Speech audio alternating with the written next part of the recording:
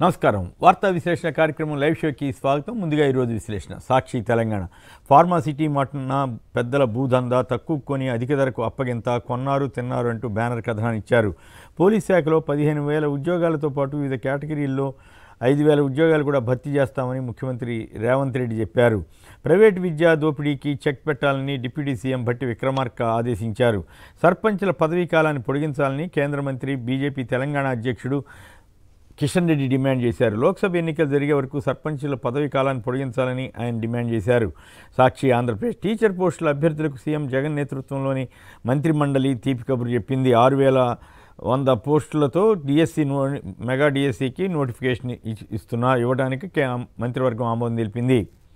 ఇప్పటికే 4 జాబితాలను విడుదల చేసిన వైఎస్ఆర్ కాంగ్రెస్ తాజాగా 5వ జాబితాను కూడా ప్రకటించింది. దీనిలో 3 శాసనసభ, 4 ఎంపీ స్థానాలకు సమన్వయకర్తలను ప్రకటించారు.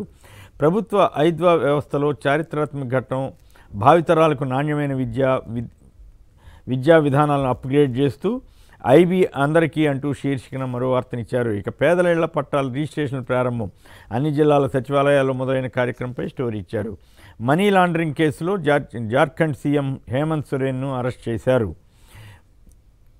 ఈనాడు తెలంగాణ ఏడాదిలో 2 లక్షల కొలువులు భర్తీ, త్వరలో పోలీస్ శాఖలో 15,000 ఉద్యోగాలు భర్తీ చేస్తామని సీఎం రేవంత్ రెడ్డి చెప్పిన వార్తకు బ్యానర్గా ఇచ్చారు. ఇంతకీ మేడిగట్ట పూర్తయినట్ట కానట్ట అంటూ సమీక్షలో అధికారులు చెప్పేదొకటి, రికార్డుల్లో ఉన్నదొకటి అంటూ కథనాన్ని ఇచ్చారు. గతంలో కేసీఆర్ ప్రభుత్వం ఉన్నప్పుడు మేడిగట్ట కాళేశ్వరం ప్రాజెక్టు సంబంధించి వార్తలు ఇవ్వడానికే భయపడ్డ ఈనాడు పత్రిక ఇప్పుడు మాత్రం కథనాలు ఇస్తోంది, మొదటి పేజీలో ప్రచురిస్తోంది. యాదాద్రి భువనగిరి జిల్లాలో స్వామి రామానంద తీర్థ గ్రామీణ సంస్థను నైపుణ్య విశ్వవిద్యాలయంగా మార్చాలని రాష్ట్ర ప్రభుత్వం సూచిస్తోంది. పోలీసు అక్రమాలపై పంజాగుట్ట పోలీస్ స్టేషన్ నుంచి ఒకేసారి 85 మందిని బదిలీ చేశారు. గ్రూప్ 1 కేటగిరీలో ఉద్యోగాల భర్తీపై తెలంగాణ ప్రభుత్వం కూడా కసరత్తు ప్రారంభించింది. యూఏఈలోని అబుదాబిలో నిర్మించిన హిందూ దేవాలయాన్ని నెల 14న ప్రధాని నరేంద్ర మోడీ ప్రారంభించనున్నారు. మేడారం దారిలో బాదుడే బాదుడు అంటూ స్టోరీ ఇచ్చారు. ఐటీ సంస్థ విప్రో 100 కొద్ది మధ్యస్థాయి ఉద్యోగులకు లే ఆఫ్ ఇవ్వబోతోంది. ఈనాడు ఆంధ్రప్రదేశ్ మీ ఓటును ఓడించాలని భారీగా బోగస్ ఓట్లు చొప్పించు అంటూ ఓటర్ల జాబితాపై నిత్యం ఇచ్చే కథనాన్ని మళ్ళీ ఒకసారి ఇచ్చారు. 50% రాబడి, అప్పులు 108% అంటూ మళ్ళీ కథనాన్ని ఇచ్చారు. ఎన్నికల వేళ డిఎస్సి నిరుద్యోగ యువతకు వల వేసేందుకు అంటూ హడావుడి అంటూ ఈ పత్రిక రాసింది. అలాగే డిఎస్సి అంటూనే అప్రెంటిస్షిప్ తెచ్చిన సీఎం జగన్ సర్కార్ అంటూ వార్తనిచ్చారు.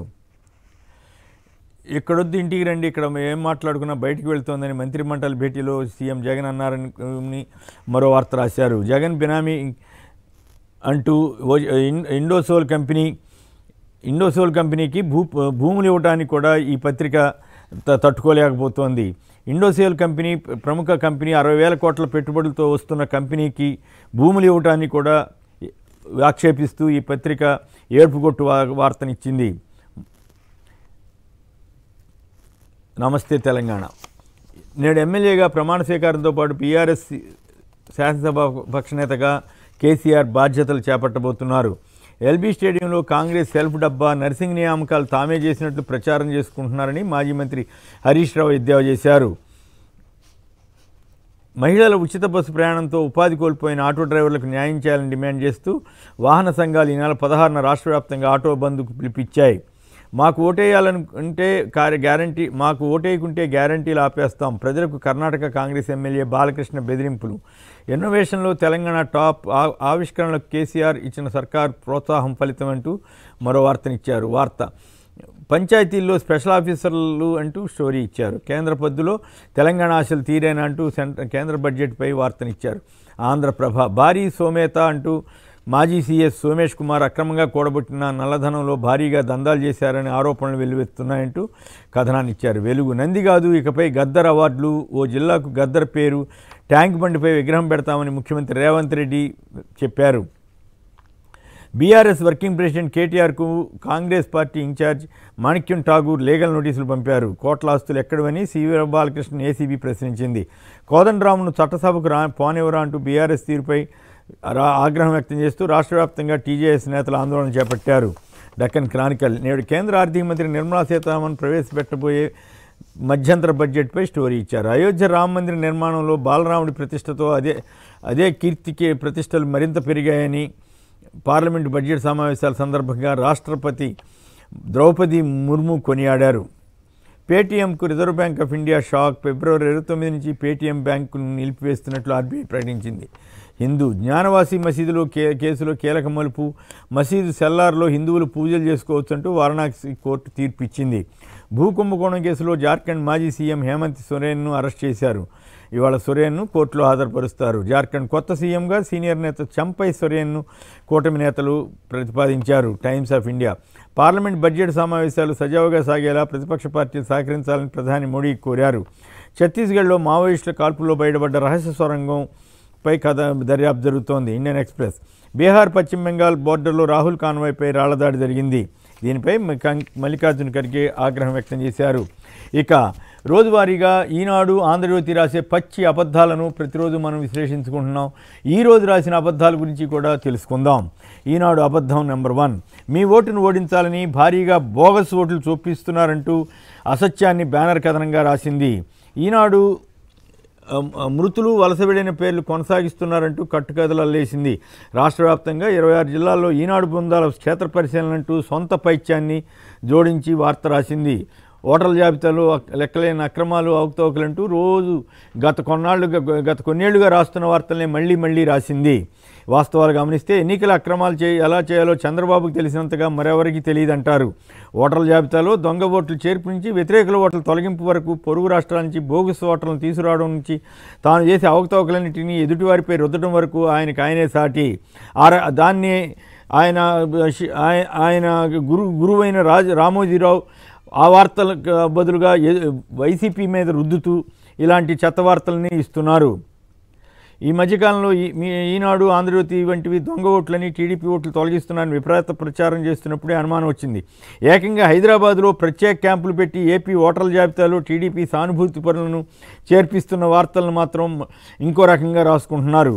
ముందుగానే దొంగ నిరిస్తే తమ జోలికి రారులే అన్న తెంపరితనం కారణంగానే ఈనాడు, ఆంధ్రజ్యోతి వంటివి రాస్తున్నాయి. చంద్రబాబు ప్రాతినిధ్యం వహించే ఒక కుప్పంలోనే 30,000 బోగస్ ఓట్లు చేర్పిస్తే ఏనాడు కూడా వార్త రాయని ఈనాడు వైసీపీ మాత్రం పదే ఆరోపణలు చేస్తూ రాస్తోంది. పోనీ ఇదేదన్నా 2 పార్టీల మీద సంబంధించి రాస్తే అదొక పద్ధతి. కానీ ఎంతసేపు వైసీపీపై మీద ఏడవటమే రామోజీరావు కార్యక్రమంగా పెట్టుకున్నారు. ఈనాడు అబద్ధం నెంబర్ 2. 50% రాబడి, అప్పులు 108% అంటూ మరో కథనాన్ని వండివార్చారు. ఏపీలో 9 నెలల ముఖ చిత్రం ఇదంటూ గణాంకాలపై తమదైన శైలిలో విషం జిమ్మారు.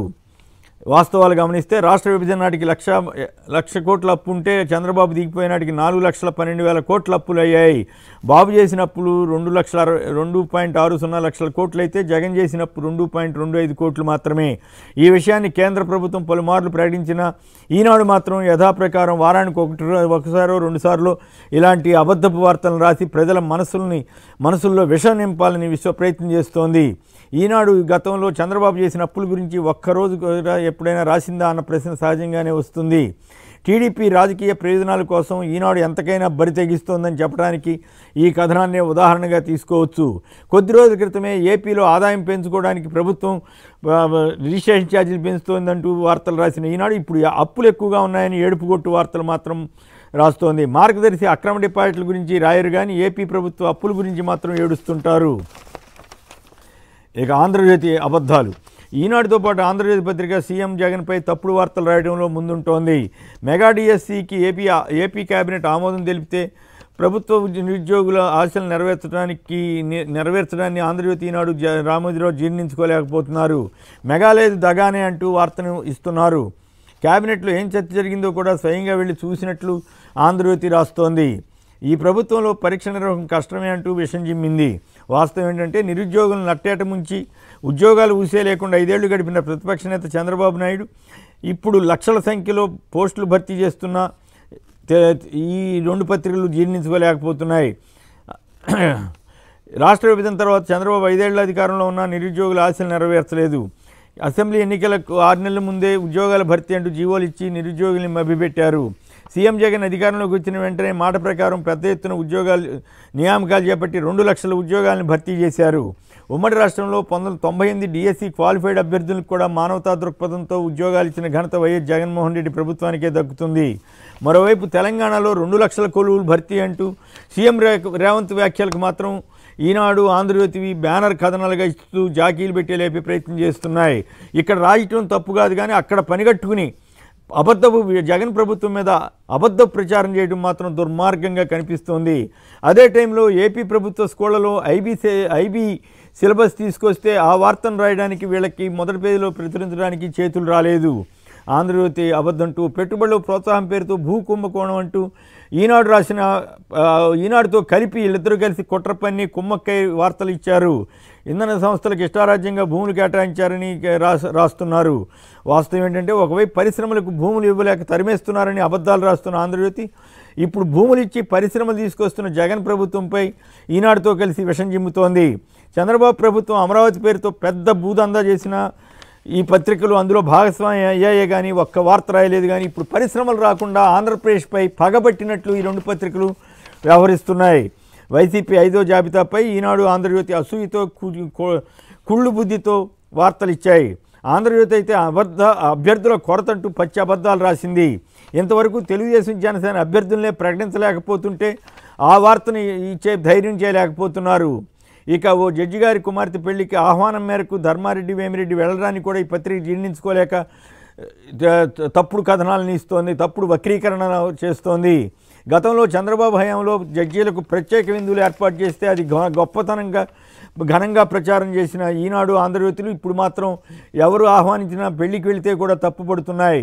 ఒక సందర్భంలో సుప్రీంకోర్టు చీఫ్ జస్టిస్ను తిరుమలలో చంద్రబాబు ఒంటరిగా కలిసినా కూడా ఎన్నడూ వార్తలు రాయని ఈ పత్రికలు ఇప్పుడు చిటుక్కుమన్న పచ్చి అబద్ధాలు రాస్తూ ప్రజల్ని మోసం చేయడానికి ప్రయత్నం చేస్తున్నాయి.